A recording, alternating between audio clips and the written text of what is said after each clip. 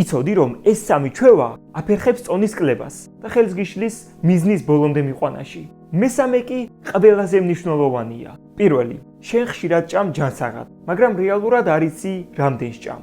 კალორიები ჯანსაღ საკვებშიც არის. მაგალითად, ნიგოზში, ავოკადოში, ზეთებში, ჯანსაღსაც თუ ზედმეტად ბევრს მიიღებ, შედეგი არ გექნება. თუ შენი სალათი იხრჩობა ზეითუნის ზეთში, დიდი შანსია იმის, რომ კალორიულ დეფიციტს ვერ შექმნი, რის გარეშეც წონის კლება ფიზიკურად არ ხდება. მეორე, გაღვიძებიდან ძალიან მალე საუზმობ ნახშირწყლოვანი საკვებით და გონია, რომ ეს წონის კლებაში დაგეხმარება, მაგრამ სინამდვილეში ეს გართმევს ენერგიას, ანელებს მეტაბოლიზმს და მერე მთელი დღე განიცდი ენერგიის ნაკლებობას. და მესამე, ყველაზე მთავარი, შენ არ გაქვს სისტემა, უბრალოდ ცდილობ აყვე მოტივაციას, რომელიც ძალიან მალე ქრება.